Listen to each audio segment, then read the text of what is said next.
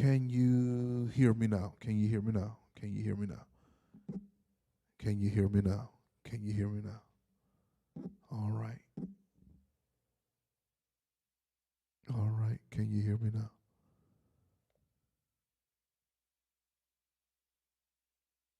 Testing one. Can you hear me now?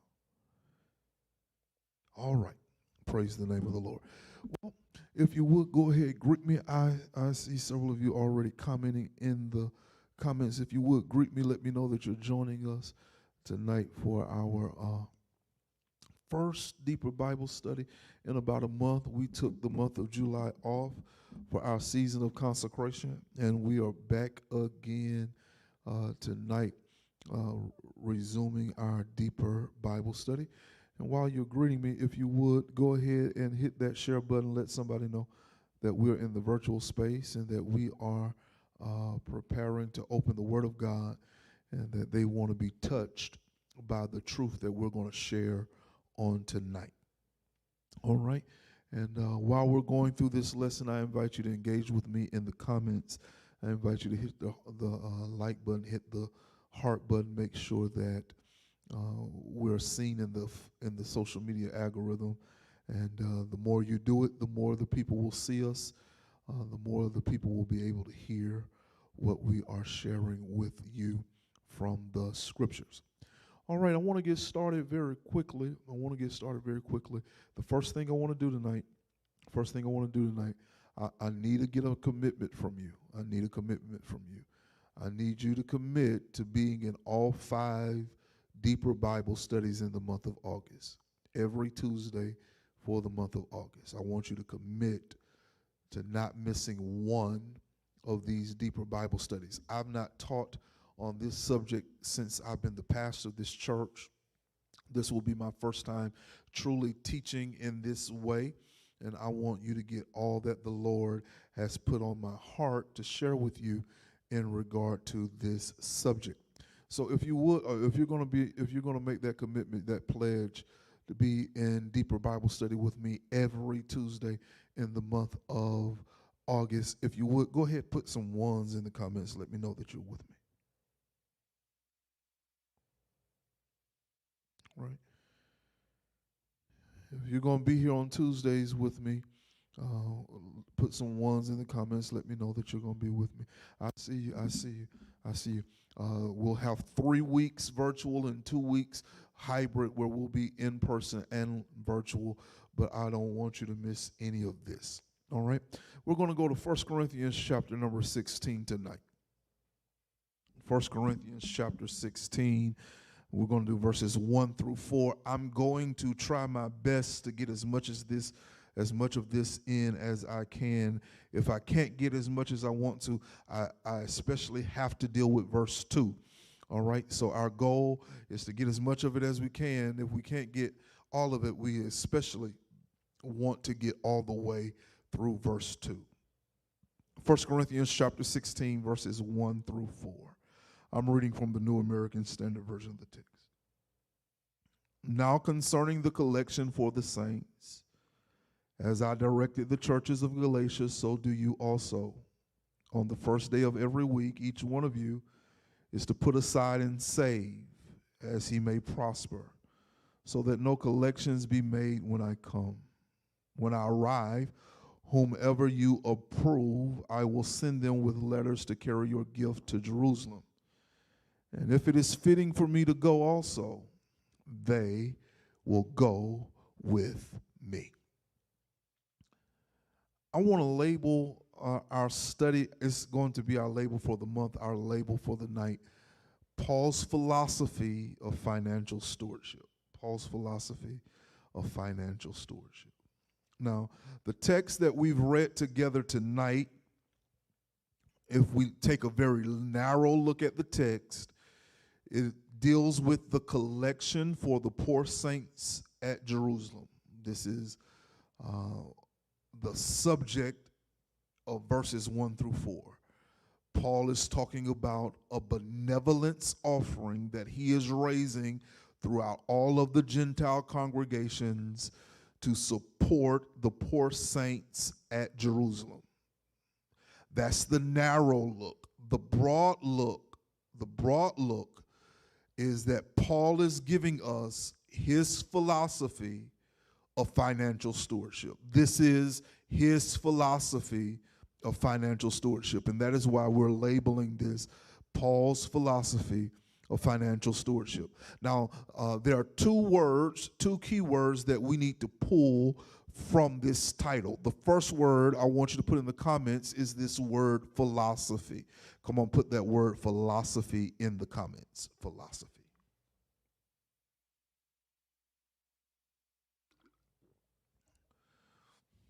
Philosophy.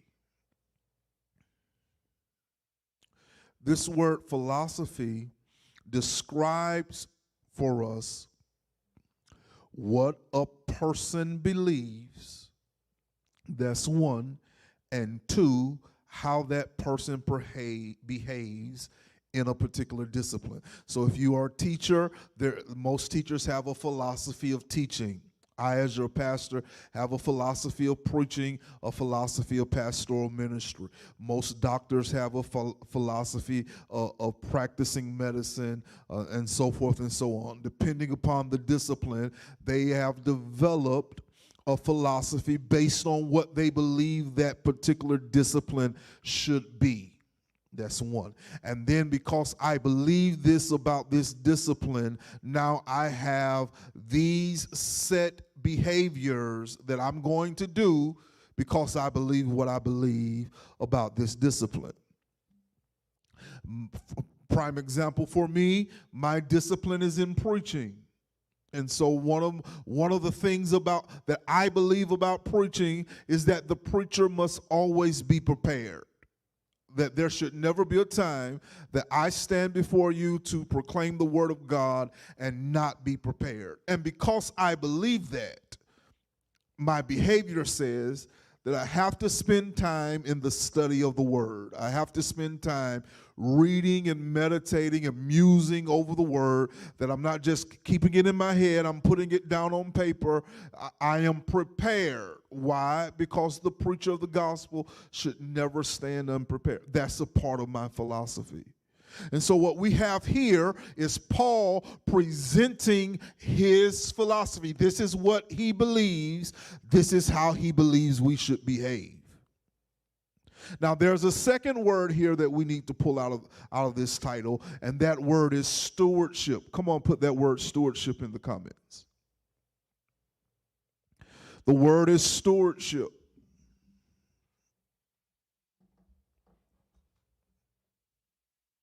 Now, when we start talking about stewardship, we're talking about the management of something that belongs to someone else.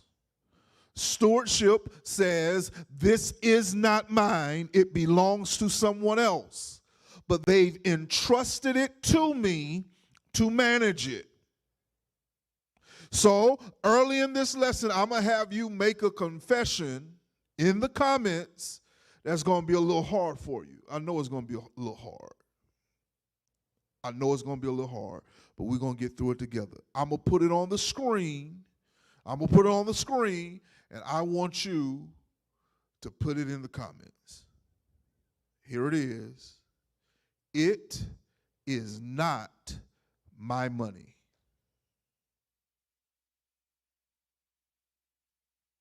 Come on, put it in the comments for me. It is not my money. But Pastor, I worked 8 hours a day, 40 hours a week, 80 hours a pay period, 160 hours a month. I earned that money. Well, where did your job get it from? Your job got it from somewhere in order to give it to you. Where did they get it from? Oh, they got it from the patrons of the business. Okay, great. Where did they get it from? What I'm driving here is the law of rightful ownership, which says everything belongs to God. Everything belongs to God. Everything. You belong to him. Your house belongs to him. Your car belongs to him. That money in your pocket belongs to him. Your children, your friends, your job, your church, everything belongs to God. And what has God done?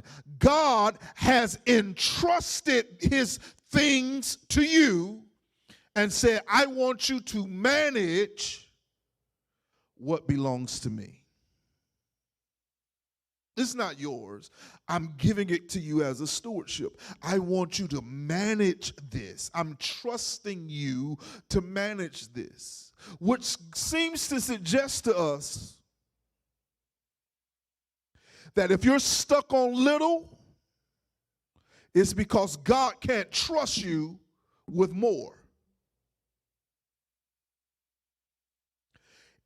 If you be faithful over a little, I'll give you much, but I can't give you much until I can trust you with the little you have. If I can't give you a $5 bill and trust you to handle that $5 properly, why would I give you 50 or 500 or 5,000 or 50,000 or 500,000 or 5 million? Why would I give you more if you can't handle what you have? It's not mine, it's his. And because it is his, he has entrusted me with what is his. And he says, if you can do good with this, if I can trust you to handle this, if I can trust you with 100 air, I'll trust you with 1,000 air. And maybe we might get to a millionaire, but I'm not going to take you to a millionaire until you do good on 1,000 air. And if you don't make it 1,000 air, it's probably because you didn't do good with 100 air.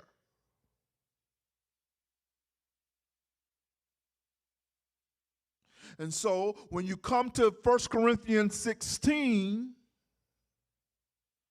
the question on the table is, how do we handle giving? That's the narrow lens. The very narrow lens is, how do we handle giving to this collection? But if we expand it out a little wider, it becomes, how do we handle our finances? How do we handle our money? God has blessed us with his resources. What do I do with them? And Paul answers in a very straightforward way. No fluff, no beating around the bush. Paul answers in a very straightforward way. And his answer is, and here's the thesis of tonight's lesson, we must be intentional with how we steward God's resources. We must be intentional with how we steward God. Why don't you put that word in the comments? The word is intentional. It's in all caps on your screen. The word is intentional. We must be intentional with how we handle God's resources. The word is intentional.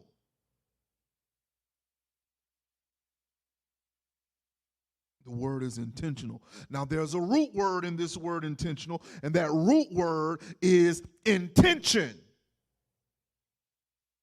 That if God has given you some resources, you ought to have some intentions to handle what he's given you. Well, what's an intention? You should have a plan. If God gave you the amount of money that you really want right now, do you have a plan for what you do with it? if we're in Georgia, if the Lord breathed on your mind and gave you those numbers, and you just so happen to win the lottery, what's your intentions? What's your plans?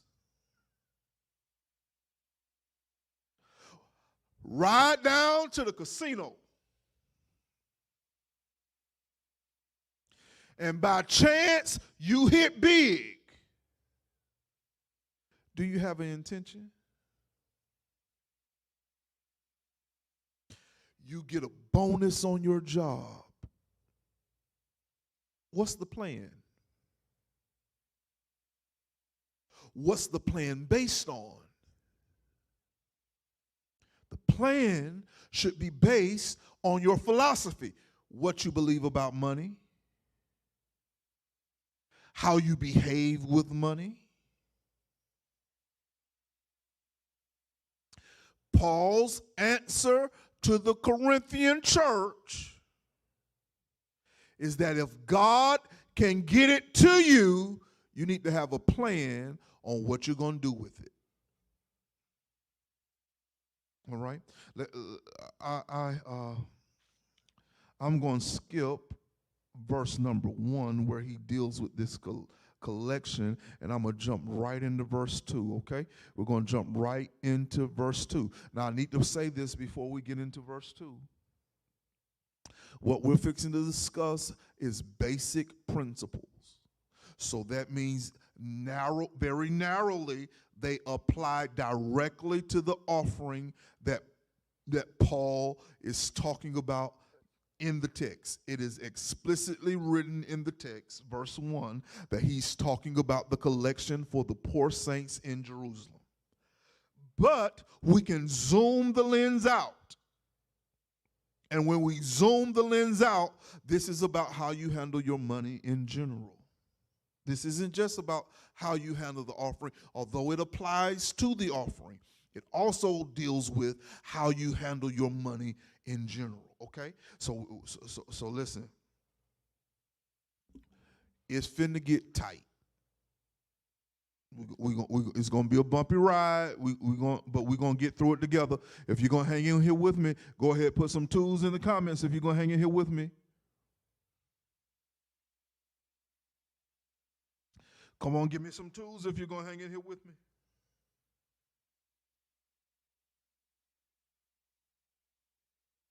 All right, I see. Verse 2 says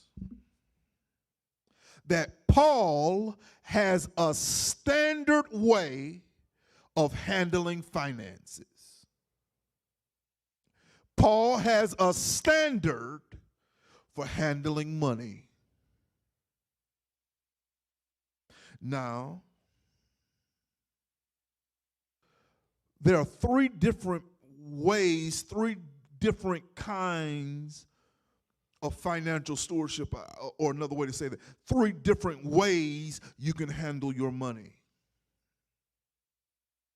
I love you in advance. Most of us are sporadic, which means I have it in my pocket, I go in the store, I randomly see something that I want with no consideration of my bills or my mortgage or my car note or any of the other responsibilities that I have. I see it, I want it, I buy it.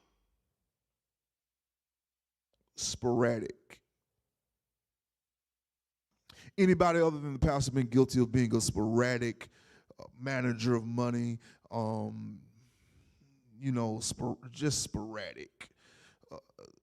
No rhyme, no reason, no plan. I got some money in my pocket, and whatever I spend it on, and when it's gone, it's gone.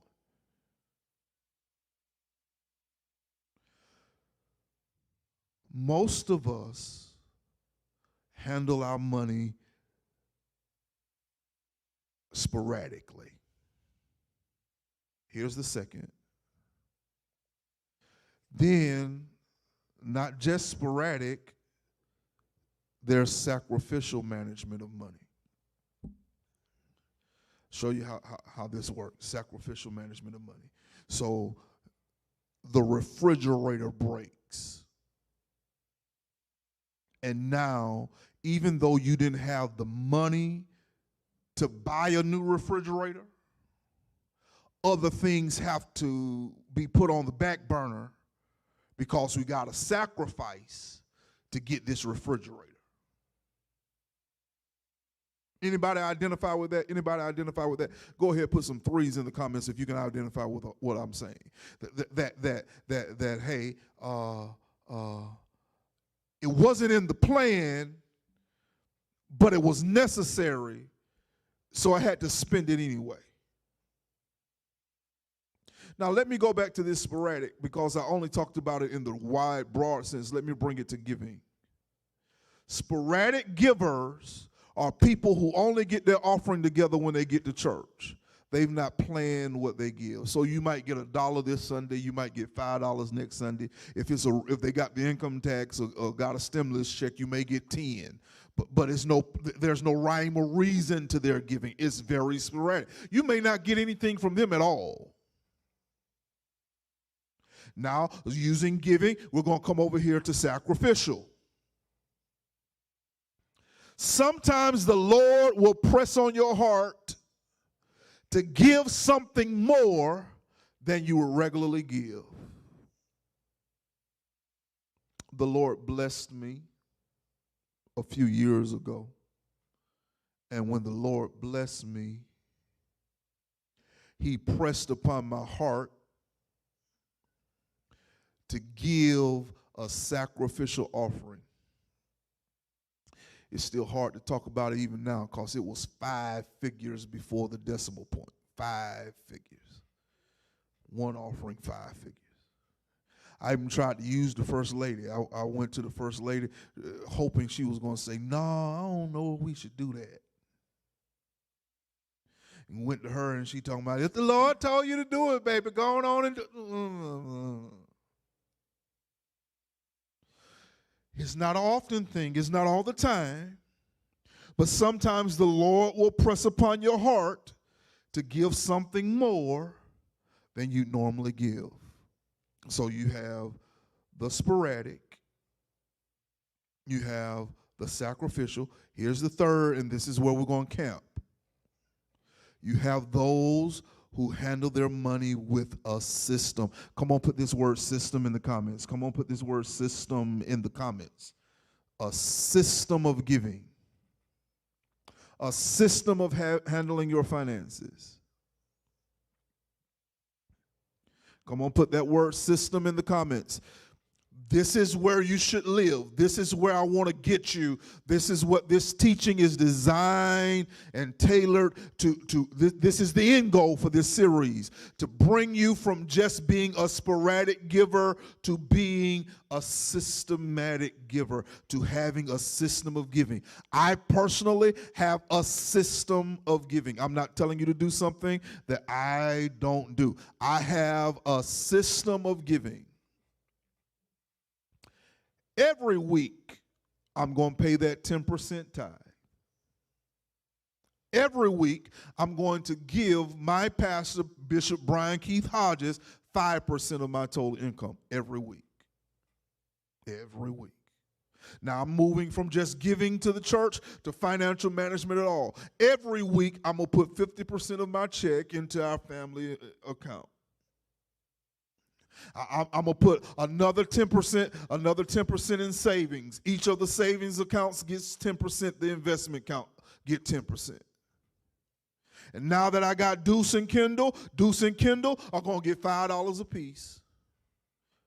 Every time I get paid, I have a system of handling my finances. Why? Because this system keeps me from being sporadic. This system says that I'm intentional with my money. I have a plan for my money, and I can do everything I need to do with what I have. Why? Because I sat down and I put together a plan based on what I believe about money, and I set up a system. I can't go and buy no Gucci belt because it don't fit in my system.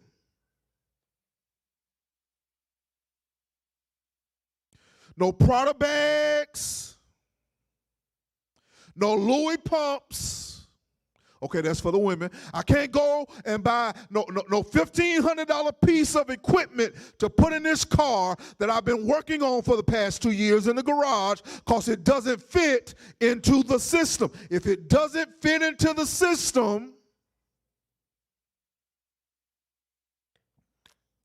oh, I know it's tight, but it's the truth. And part of the reason why I'm teaching this is because so many of us are over here in sporadic when we really need to be in the system. You need to have a standard on how you handle your money.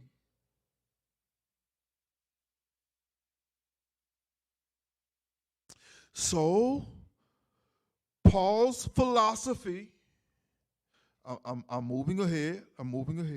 Paul's philosophy on financial stewardship answers the 6 research questions.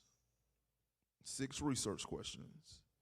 Who, what, when, where, why, how. If you read 1 Corinthians 16, verse number 2, you're going to see that Paul answers every one of these questions. He answers the who question, he answers the what question, he answers the when question, he answers the where question, he answers the why question, he answers the how question. He answers each and every one of these questions. I want to share these answers with you. Let's look at the verse.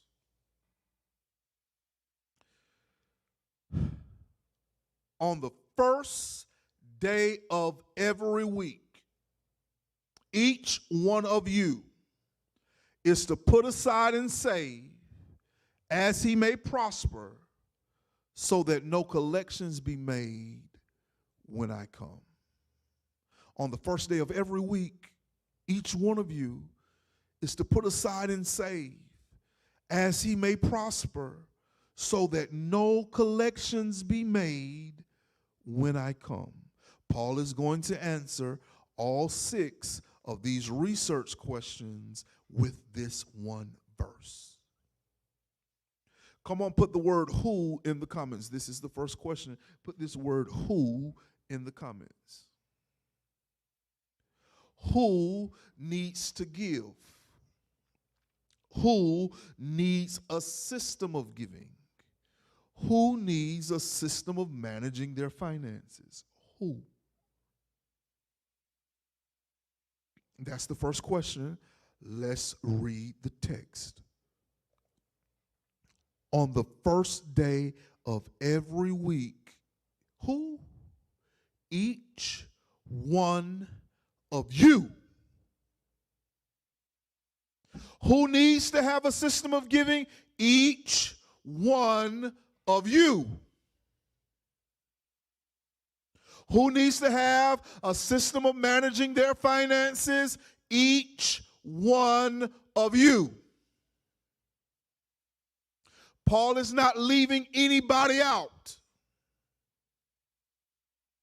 Whether you have a whole lot or you have a little bit, you need a system of giving.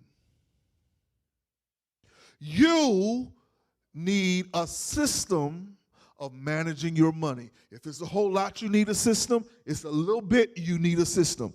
Every one of you, each one of you needs a system.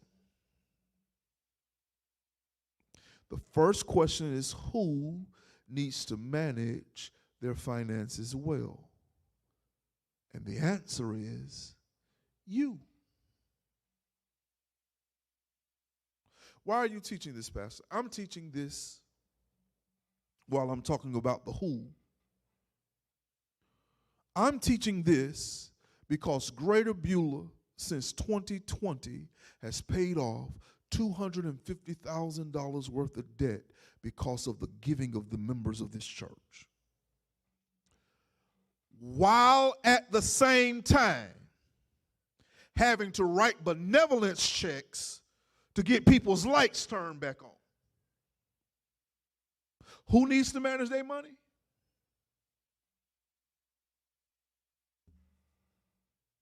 We have paid off $250,000 worth of debt since 2020 and have had members of our church who couldn't meet their rent, couldn't meet their mortgage. Who needs a system of financial accountability, financial steward? You do. We receive benevolence so that we could be a blessing to people who are having a hard time. But it's more important that we teach you that you need a system so that you don't end up over there, so that when the church comes out of debt, you're out of debt.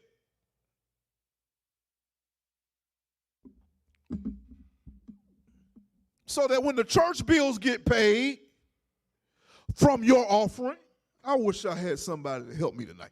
When the church pays their bills off of your offering, you have your bills paid. Why? Because you've already established a system. You already have a plan. There's an intention. You know what you believe, and you know how to behave with that money that's in your pocket. Who needs this? You do.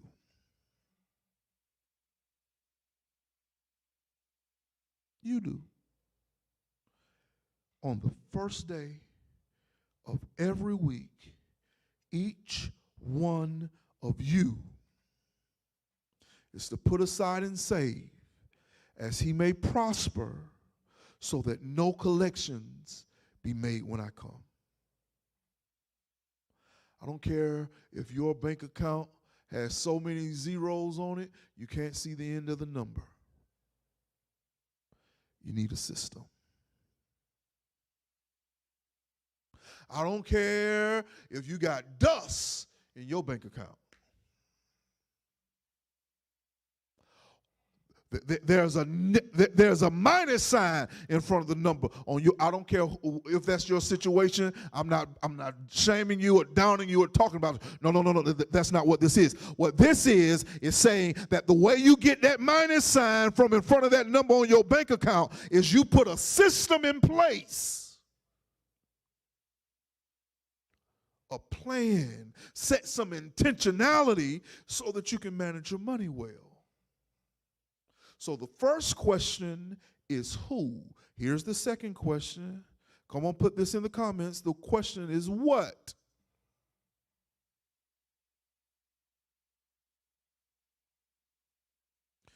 Now the question becomes what? Not just who needs a system of giving, who needs a system of financial management? What do I do? Tell me, Pastor, what do I need to do? I'll tell you what you need to do. You need to read 1 Corinthians 16, verse number 2. On the first day of every week, each one of you is to put aside and save. You are to put aside and save. All right. Come on, put that word save in the comments. Save. Put aside and save. It's interesting that Paul uses a Greek word here, thesaurizo. It means, and the word here means to keep something safe for some future event. this really interested me because it suggests that the money the Lord has entrusted you with is in danger.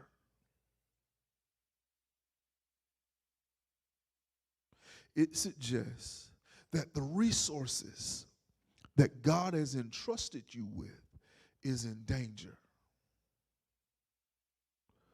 What's the danger that your money and resources is in? Your desires, your lusts,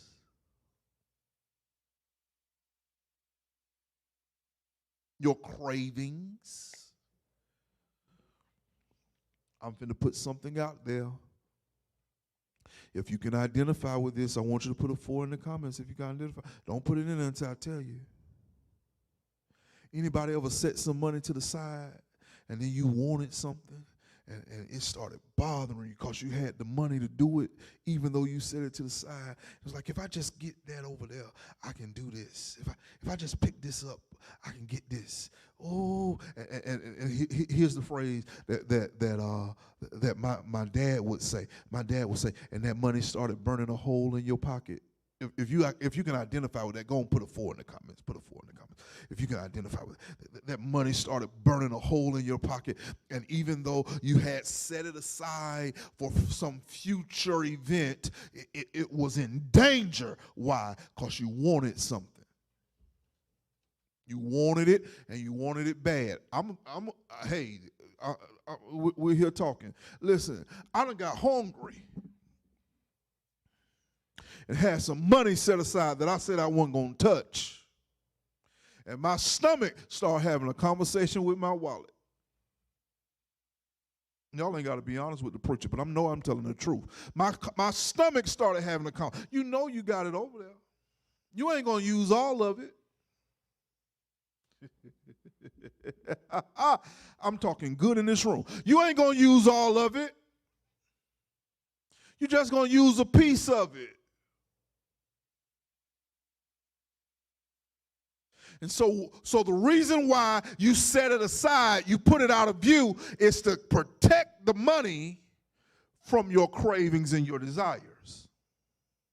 Now let's raise this up another level. Let's bring this into giving. This says that you should not decide what you're going to give while you're in church. It should have already been put aside. The Lord's money should have already been set to the side.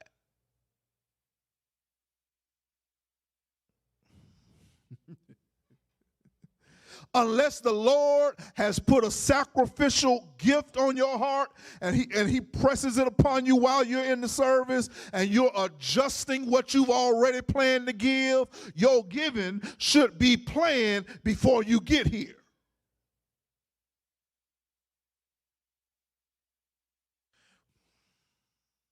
Why? Because the idea is, as you keep setting it to the side and saving it on the side, it's going to grow. Over time, you setting it to the side is going to grow. And so Paul is saying, I'm coming in a few months, I'm coming in a little while, and I'm going to receive the offering. So while I'm in transit before I get there, so you'll have a substantial offering. Set you a piece aside to the offering this weekend. Next week, set you a piece aside, and next week, set you a piece aside. You got 4 weeks in a month. Every week, set you a piece aside so that when I get there, you've already prepared your offering. I'm ahead of myself in this.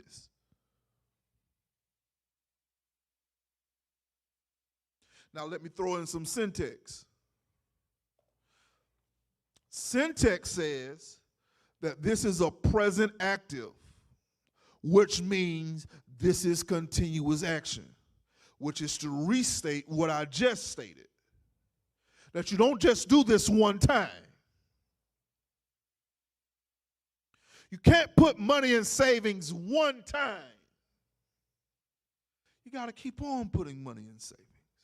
And that's why I've automated my system so that all I got to do is make sure the money is there. And my system is going to put some money in savings every week. For me, my family, for my children. Why? Because this is continuous action. In fact, the suggestion is that this is an action that started in the past, that's continuing in the present, and has no contemplation of completion in the future. Run it back. It began in the past, it's continuing in the present, and it has no contemplation of when it's going to end in the future.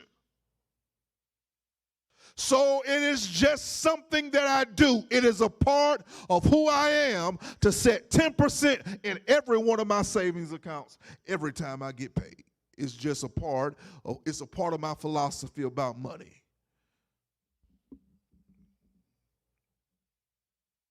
It's a part of my philosophy. Who, what? Here's the next question. Put it in the comments. The question is when. If I'm doing all right, go ahead, put that win in the comments. If I'm doing all right, let me know. I know it's a little rough. We don't have these conversations often.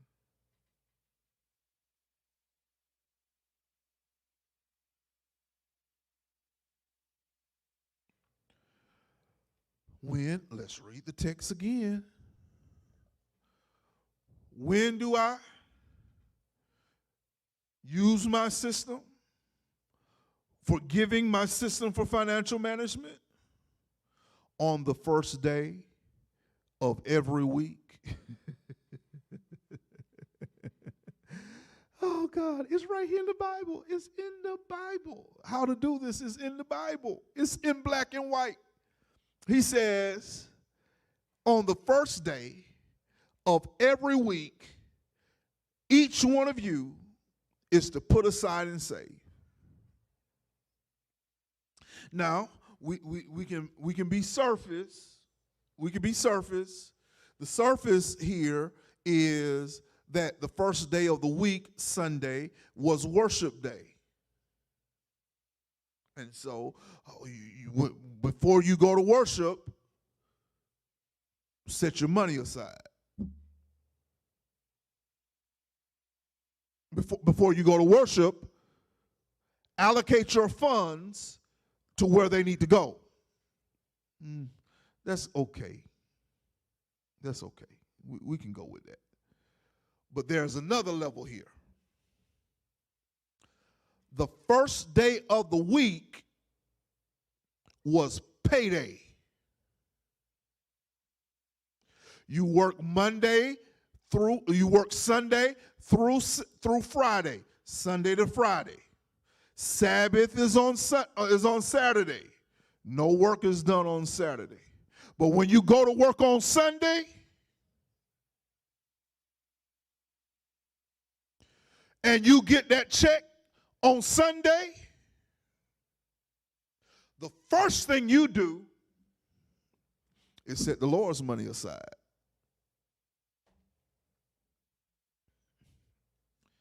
That's narrow, that's the text. Set your offering aside the day you get paid.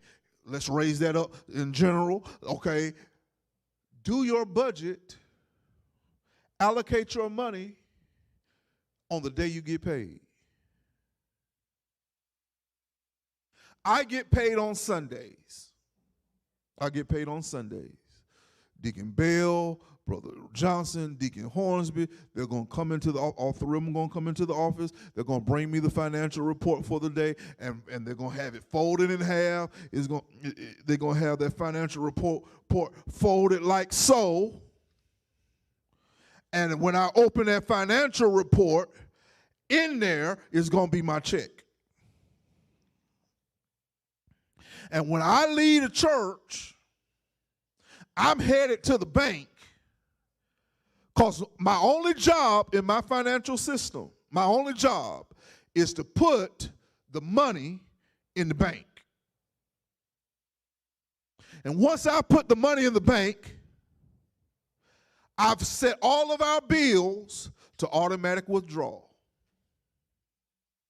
Why did you set it to automatic withdrawal? Because I'm not going to forget to pay my bills. Only thing I got to do is put the money in there, and it's set up. Wife and I, First Lady and I have spread our bills out over the month so that we can set those bills on automatic withdrawal, and when the time comes, that check, that amount of money is withdrawn from, all I got to do is put the money in the bank. Not only have I set my bills to automatically withdraw, I've set the transfers to our expense account, the transfers to our savings, to our investments, our transfer to our children. I've set them where on the appointed day, I don't have to touch nothing. Greater Beulah is going to get her money on the appointed day, and I ain't got to do a thing. Brian Keith Hodges is going to get his money, and I ain't got to do a thing. Our household expense account is going to get its money. Kendall and Deuce are going to get their money on the designated day. Why? Because I got a system. I planned it before I got the money. Lord, I wish y'all would listen to me. That means I need a budget. Am I doing all right tonight? I need a budget. I don't care if it's typed out on your computer in an Excel sheet. I don't care if you put it in your notes in the Notes app on your phone. I personally have a form that I created and printed off that I write out by hand. I have my projected, what I plan to spend, and what I've actually spent, and I have it written down on paper. Why? Because I got a plan. I'm intentional. I got a system.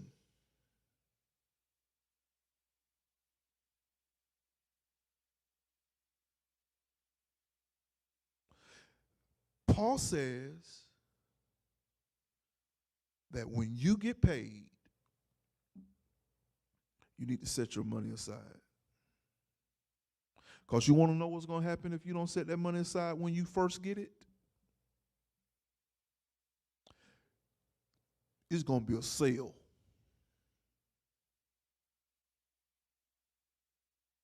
I'm going to tell you, hey, I'm very transparent with this. I'm letting you in my business a little bit just so you can kind of get a picture of this. I can't go on Amazon.com. I can't go there. I'm going to see a book. Every one of them books, just about every book I buy is no less than $10 for the Kindle book. And then when I buy the audio book, it's going to be $12, $15, $16, $20 to buy the audio book. And then if it's a book that I'm really interested in, I'm not just going to buy the Kindle. I'm not just going to buy the audio. I'm going to spend another $17 to buy the hard copy, so I can have it on my shelf, you understand? Because I pastor Greater Beulah, and Greater Beulah don't have no slouch for a pastor. So when you walk in his office, you look in his office and you see books everywhere. He studies, he's learned, he's educated, cultured. But that, okay, let's put that together. So the before tax, the Kindle was $10. The audio book was another $15, so now we're at $25. Then the hard copy was another $15. I done spent $40 on one book. I can't go by the Robe catalog. I can't do it. I can't do it. I can't do it. Go by. I don't have a problem with shoes. I don't have a problem with clothes. Got a problem with robes. If I wanted to wear a different robe for just about every Sunday of the year, I have enough clerical garments to dress in a different arrangement of clothing every Sunday of the year. That's how many of them I got. But buying robes don't fit into my system. Oh, and they not cheap. They not cheap. I got a project out right now that costs $400.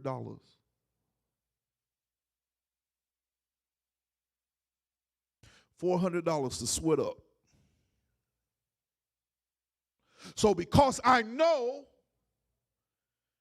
that I'm inclined to spend my money, I got to have a system in place already to safeguard me, to protect me from that. Y'all know we like to eat. Come on, y'all help your pastor. Y'all help your pastor. Y'all done got quiet on me. Ain't nobody giving no hearts, no likes, no nothing. I'm out here on the deep end by myself.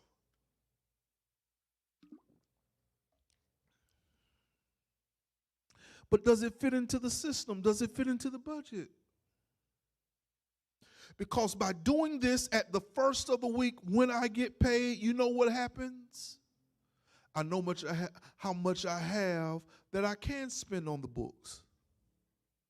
I know how much I have so that I can go to Longhorn. I know how much I have so that I can get a robe if I have that much. I wouldn't know that if I didn't do it first. On the first day of the week, I know, y'all tired of the pastor.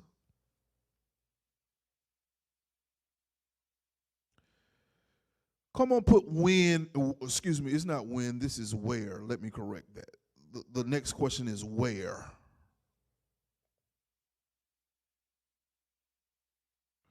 Come on, put where in the comments.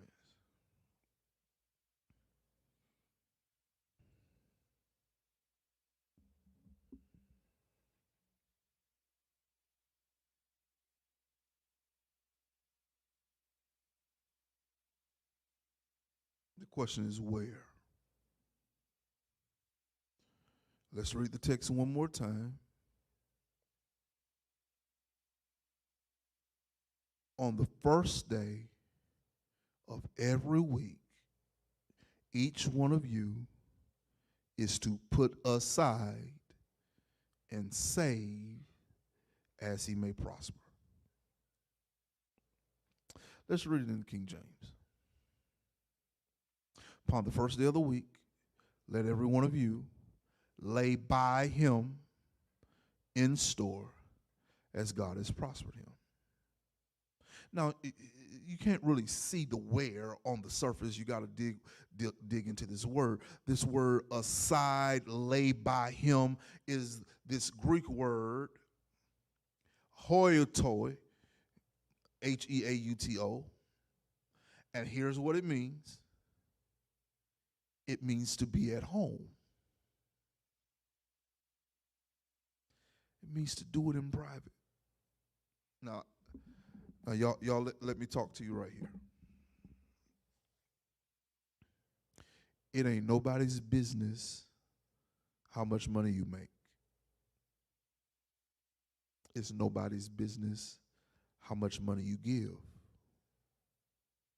And so the way Paul protects your privacy is by telling you to do it in the privacy of your home. Get your gift together at home. Do it in private. It's nobody's business. It's nobody's business how much I give. That's why I haven't given you no number. I gave you percents. It's not my business what you give. So what do? We prepare our offering at home. We take care of our business at home. Now let me add another caveat here.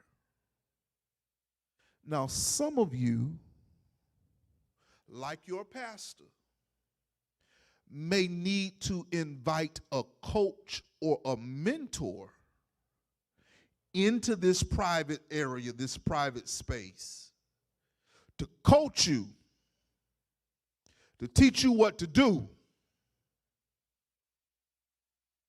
so that you can do what you need to do. Let me say this to you. I am 35 years old, and I got about a good 30 years of pastoring left on my agenda. Me and the Lord has already had conversation. At 65, I'm not going to stay and tear no church down because I've went longer than I should. Me and the Lord already talked about it. 65, I'm going to the house. And if me and the first lady decide we want to buy an RV or jump on a plane and drive or fly from one side of the country to the other,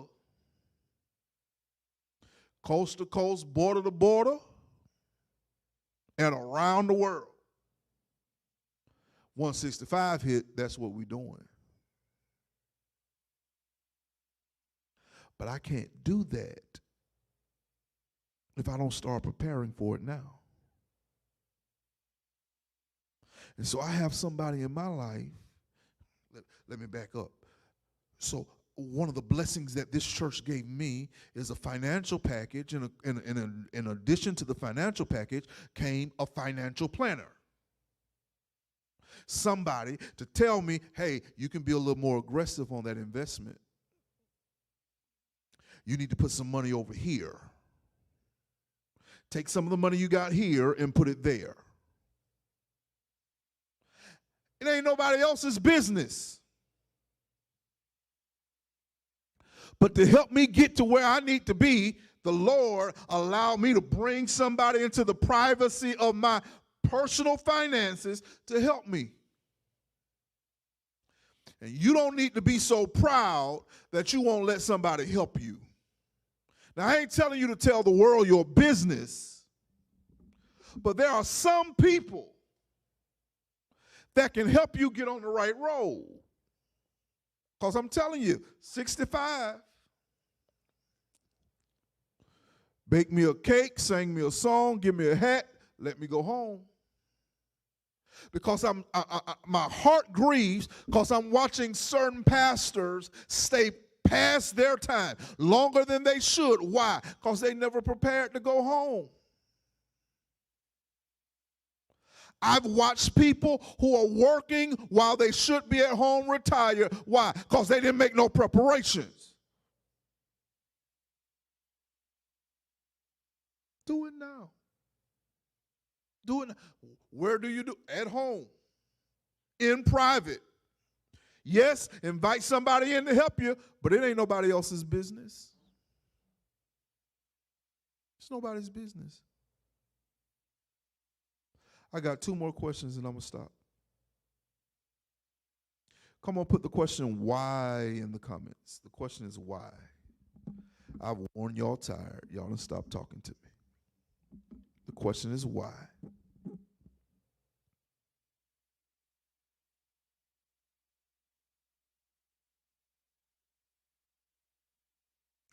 Let's read the text again. On the first day of every week,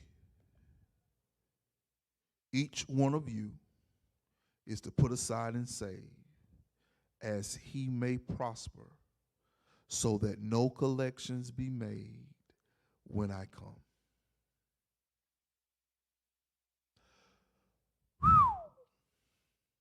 This one's going to be a little tight.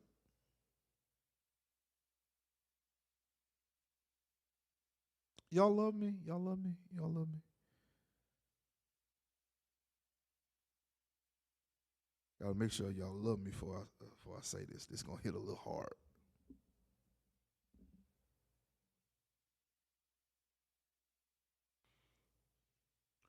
Paul says, go on and do it now,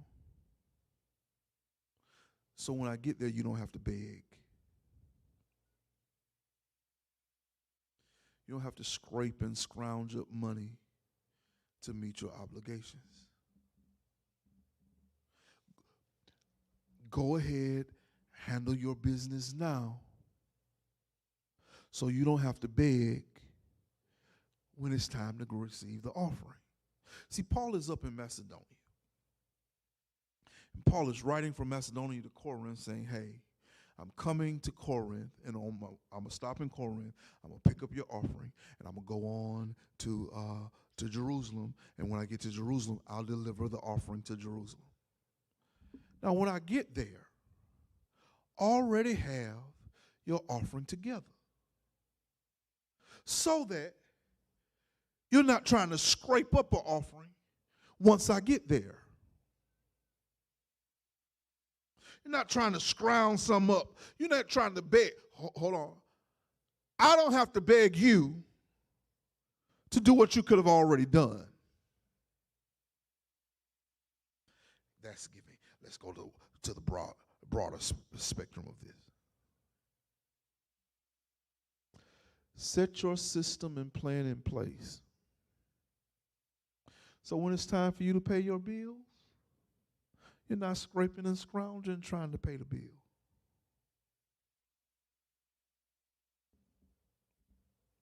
You don't have to beg nobody to let you hold something to the first of the month because you've already handled your business. Why do I need to do this? I need you to do this so that there won't be any collection, so that we don't have to scrape and scrounge and beg and plead. And I'll say this, and I'm going to wrap up. I'm over time. And I feel y'all closing up on me. Y'all tired of me. One of the things I thank God about pastoring this church, I've never had to beg you to give. Now, I may have pressed upon you a little bit, but I've not had to beg you to give. I haven't had to be no auctioneer trying to get an offering. I mean, I got 100, 100, 100, 100, 50, 50, 50, 50, 25, 25, 25, 5, 5, 5, 5. I ain't had to do none of that. We need to give. This is the need. This is where we are. And you've responded. Now, do the same thing at home. You set that money aside. Allocate the money to where it needs to go. When you get paid, in the privacy of your own home, possibly with a mentor or coach, so that when the time comes, you're not scraping and scrounging. You're not begging and pleading. You're already ready.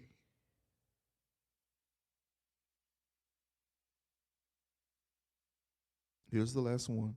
Come on, put how in the comments.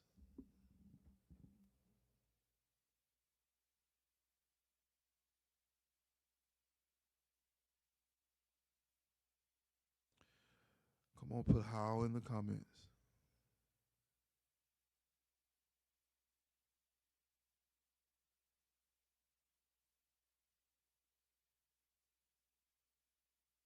All right, I'm having a little difficulty here. Let's see if we can't fix it over here. The question is how.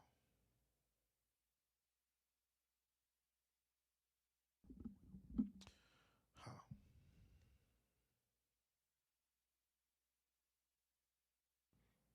Read the text one more time. On the first day of the week, each one of you is to put aside and save as he may prosper. Now, this word prosper talks about a prosperous journey for things to turn out well for you. Okay, great. Now, let's look at some other translations. Let's compare the translations. The Amplified Bible. He says that is in proportion to your prosperity. All right? Good News Translation says it's in proportion to what you've earned. The NIV says that it's in keeping with your income. Paul says, I'm not asking you to give what you don't have. I'm asking you to base what you're going to give on your income. Don't try to keep up with the Joneses. Don't try to impress anybody. Do what you can with what you have. I read this as I was preparing this lesson. The author said, if your outgo exceeds your income, then your outgo is your downfall. It has to be in keeping with your income. How much money do you make? I'm not asking you to tell nobody. I'm asking you to establish how much money is coming into that house so you can know what you can work with. See, give your tithe, give your offering, set your money in savings, pay your bills. Well, Pastor, I ain't going to have nothing left over. But everything is taken care of. I'd rather be broke with all my bills paid than have a pocket full of money and my lights are off.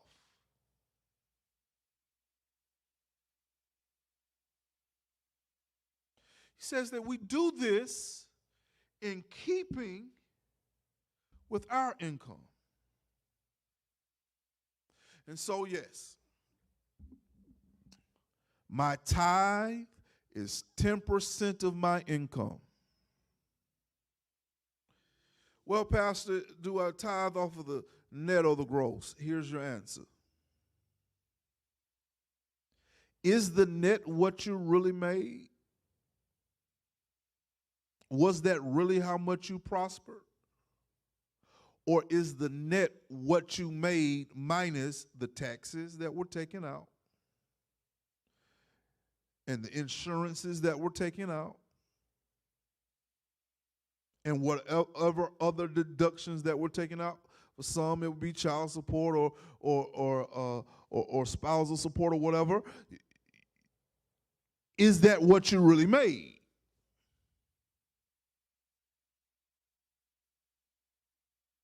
Because if your net is what you really made, then tithe off the net.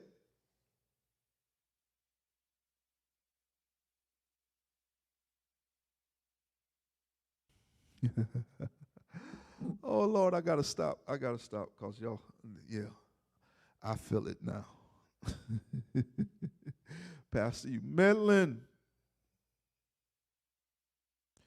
Let me show you one more scripture, one more translation. I want to show you the New Revised Standard Version. This is a pro tip. On the first day of every week, each of you is to put aside and save whatever extra you earn. So you went to work this week and you worked some overtime. Don't budget the overtime. Don't budget the bonus. Put it in savings. Use it to give.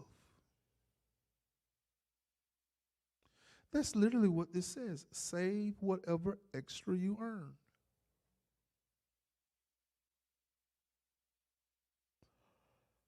All right.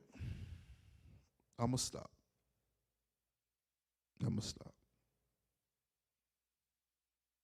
Were you blessed tonight? Listen, I got so much more to tell you. I'm just stopping. I'm not done. I'm just stopping. If you were blessed tonight, go ahead and put some fives in the comments. A little bloody, but blessed.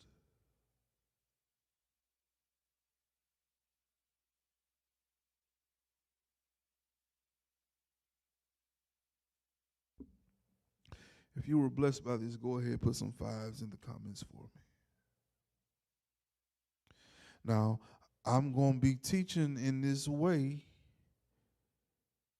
for the rest of the month. I'm going to be preaching in this way the rest of the month. So prepare yourselves. Let me say this. God would not have me teach this if he didn't want to give you some money.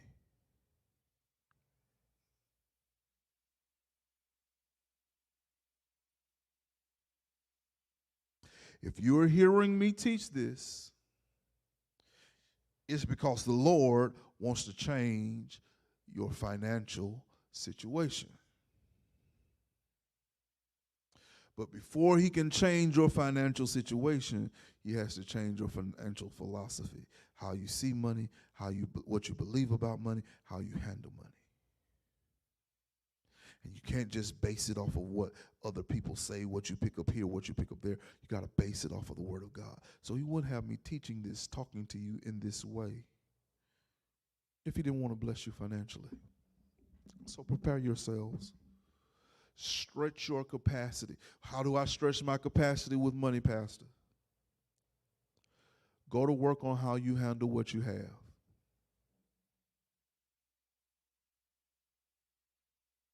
Go to work on how you handle what you have. And see if when you start managing what you have better, if you don't start noticing the needle move a little more.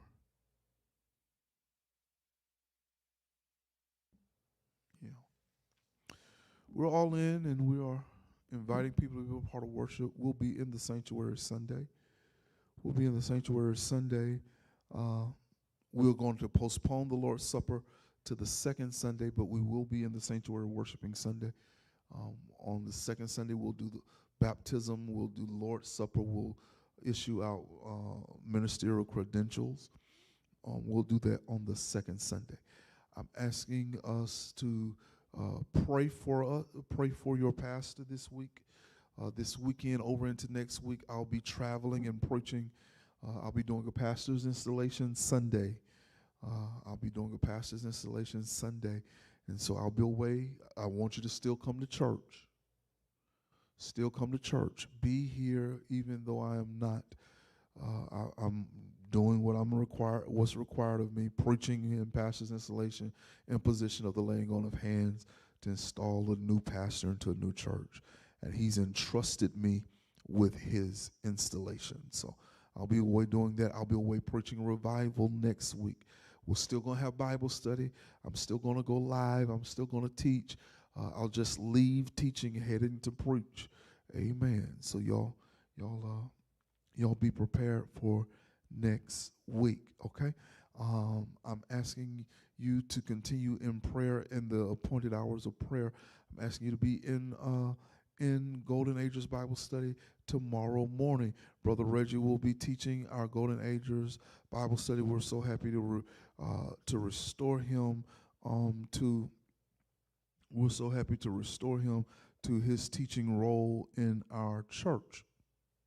Yeah, we're so happy to restore him to his teaching role in our church. And we look forward to all of the ministry meetings going on this week. We know deacons are meeting this weekend. Music ministry is meeting at the appointed times with Minister Marlon. And we look forward to all of that. Now, I want you to be a blessing. If you desire to give to the kingdom of God, you can do so. GreaterBeulah.church/giving, $ Greater Beulah. Givelify, Greater Beulah Baptist Church, the mail slot, 613 6th Avenue, Columbus, Georgia, 31901. If you're a member of our church and want to contact the deacon, you can do that. Or if you want to bring your gift with you to worship, you can do that as well. Now, if I've been a blessing to you and you want to be a blessing to me, we are a Galatians 6:6 church. Let the one who has taught the word communicate with him that teaches in all good things. You can do it in this way, $PMKM on the Cash App. You can put pastor or pastoral gift or something to that effect in your memo via Givelify. If you're going to be in the sanctuary, our offering envelopes has a space designated for pastoral gift. And if you're going to be here when I'm here, you can always shake my hand. I want to speak a word of blessing over you and your gift and your loved ones and show you my great appreciation for your generosity. Thank you so much for spending this time with me. We've gone a little over tonight. We've gone a little over tonight. We look forward to next week and going a little deeper. We look forward to teaching you from 2 Corinthians chapter 8 next week, okay? I love you so much. I'm always praying for you. I want the Lord to bless you in a major way. Look this way. Let me bless you, and we'll consider ourselves dismissed for the night. The Lord bless you, and the Lord keep you. The Lord make his face shine upon you, and the Lord give you his grace. The Lord turn his face towards you, and the Lord give you his peace. In the name of the risen Savior, we do pray and ask it all. Follow peace and pursue love. Go in peace and serve the Lord. I love you so much. Until the next time.